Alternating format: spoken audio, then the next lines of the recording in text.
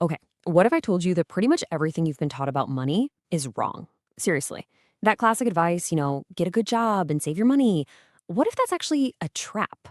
Well, that's the big provocative idea at the heart of one of the most influential and, yeah, controversial finance books ever written, Robert Kiyosaki's Rich Dad, Poor Dad.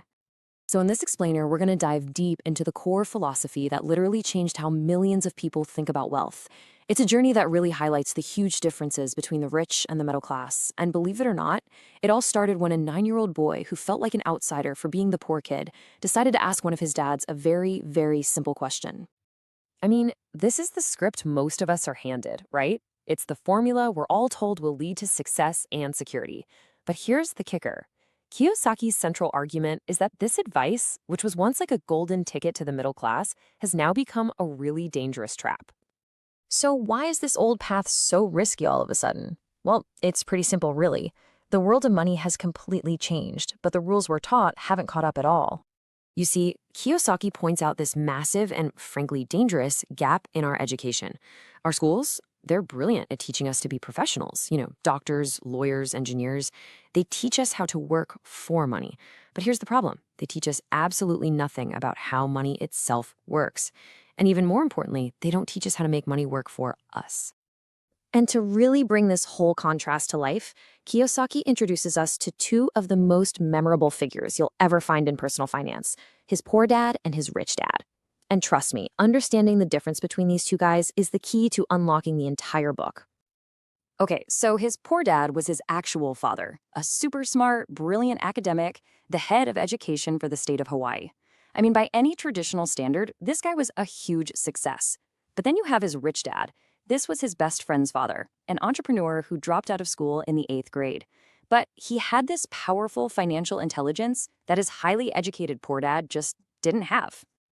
And the real difference between them, the deep down difference, it wasn't about how much money they made. It was their entire philosophy. Poor dad kind of viewed money as something to be feared, almost like the root of all evil. Rich dad, he saw it as a tool, a source of freedom and opportunity. Poor dad's advice was all about finding security inside a system. Rich dad's advice was about owning that system. And that core mindset, it shaped every single piece of advice they ever gave. Now, Rich Dad's biggest warning, the thing he talked about all the time, was this lifelong cycle of financial struggle that he called the rat race. And he saw it as this huge trap that catches millions and millions of hardworking people. He really saw this as the grim reality for anyone who follows those old rules. It's like the hamster wheel of modern life. You're running faster and faster, but you're not actually going anywhere. You might think you're working for yourself, but in reality, you're working for your boss, you're working for the government paying taxes, and you're working for the bank paying off your mortgage and credit card debt. So here's how the trap works. First, you get a job. Then, as your income starts to grow, so does your spending. You get a bigger house, a nicer car, and suddenly your expenses are way higher and you're in debt. So what do? You have to work even harder to get that promotion or that raise, but when the raise finally comes, it just pushes you into a higher tax bracket and, of course, encourages you to spend even more. It's just this vicious, exhausting, and totally endless cycle. So the big question is, how do you actually break free from this thing? Well, the answer comes from the story of Rich Dad's very first and probably his most important lesson. Okay, so it all starts here. A young Robert Kiyosaki, he's tired of being left out, and he goes to his best friend's dad and just asks him, "Can you teach me the secrets to getting rich?" Rich Dad agrees. But his classroom, it isn't a lecture hall. Instead, he offers Robert a job dusting canned goods in one of his stores, a real-world education. And the wage? 10 cents an hour. Now, even back in the 1950s, that was next to nothing. So after 3 weeks of giving up his Saturdays just to dust cans for a measly 30 cents, Robert was furious. He felt totally exploited, completely underpaid, and he was absolutely ready to quit. So when Robert finally confronted him, demanding a raise, even calling him a cheapskate, Rich Dad just calmly revealed the truth. The job was the lesson. That feeling, the feeling of being underpaid, of working your tail off for a tiny little paycheck, that was life pushing him around. It was a perfect real-world simulation of the rat race. Rich Dad explained that most people's lives are controlled by two really powerful emotions, fear and greed. First, The fear of not having money. That's what forces you to take a job in the first place. Then, once that paycheck finally arrives, greed and desire kick in, and you start imagining all the cool things you can buy.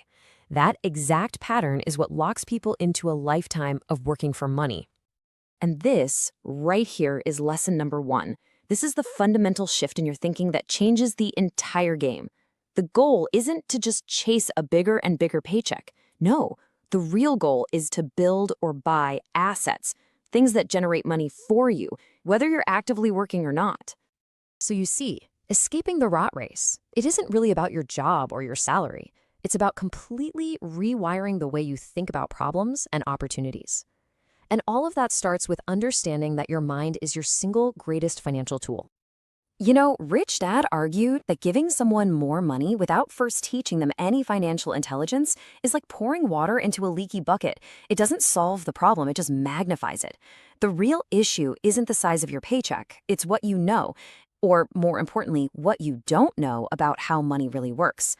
He taught Robert that his mind was his single greatest asset. His poor dad, for example, would constantly say things like, "I can't afford it." And that phrase, well, it's a dead end. It's a statement that just shuts your brain down and kills any possibility. Rich Dad, on the other hand, he flat out forbade those words. He insisted on flipping that statement of defeat into a question of possibility, asking, "How can I afford it?" That forces your brain to actually engage. It sparks creativity, it triggers problem solving, and it builds your financial ingenuity. It's like a mental workout that strengthens your most important financial muscle. And ultimately, this is the challenge that Rich Dad Poor Dad leaves us with. It really forces you to look at your own life and ask a tough question. Are you running on that hamster wheel, driven by fear and just chasing paychecks? Or are you learning the rules of a totally different game, the game of making money work for you? Because the answer to that question, as Kiyosaki argues, will determine your entire financial future. So let me ask you, which game are you playing?